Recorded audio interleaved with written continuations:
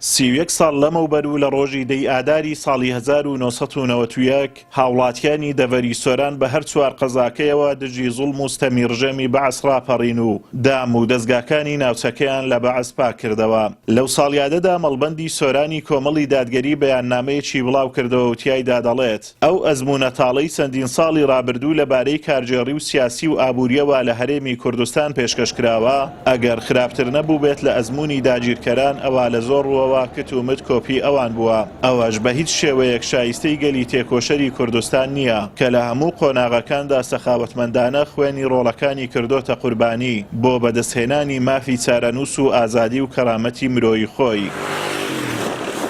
هاوڵاتیانی سۆران لە یادی ڕاپەڕیندا دەڵێن دەسەڵاتی کوردی لە ئازداخوازی هاوڵاتیاندا نەبووە، بە جۆرێک خەڵکیان نائومێد کردووە کە پەشیمانی لە ڕاپەڕین دەرببڕن.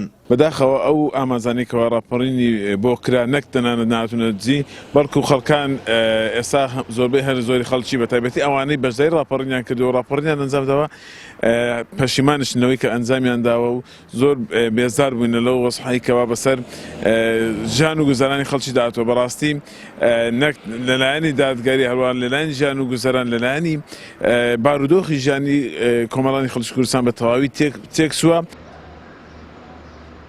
ئازادی و خۆشگوزەرانی دوو ئامانج و ئومێدی گەلی کورد بوون لە باشووری کوردستان کە لە پێناویدا ڕاپەڕین. بەڵام چین و توێژە جیاوازەکان دەڵێن ئەم ئامانجانە بوون بە خەون و دەیان ئازادی خواز لە سایی دەسەڵاتی کوردیدا دەستگیر و سزا دەدرێن. هاوڵاتیانیش دەیان قەیرانیان ڕوبەڕوو کراوەتەوە و حیزب بە دەسەڵاتدارەکان هەموو شتێکی ئەم وڵاتەیان بۆ خۆیان بردووە.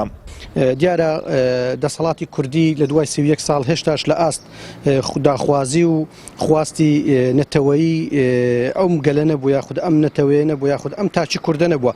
چتاک وەک خۆت چ وەک نەتەوە دەسەڵاتی کوردی بە خزمەتکار و بە جێبەجێکاری بەرنامەی نەزانیوە.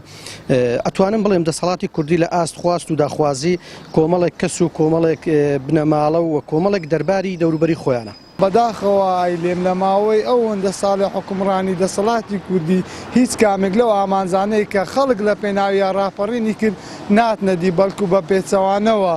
ئەوەی لە قۆناغی ئێستا دەسەڵاتی کوردی ئەنجامیەدا ئەگەر زیاتر نەبێت کەمتر نییە لەوەی کە ڕژێمی پێشووی بەحسکە دژی گەل و نەتەوە و نیشتیمانی ئێمە کردی دەسەڵاتی کوردی ئەوەی کاوا پێیان تەواو نەکرا دەسەڵاتی کوردی ئەنجامیدا و تەواوی کرد.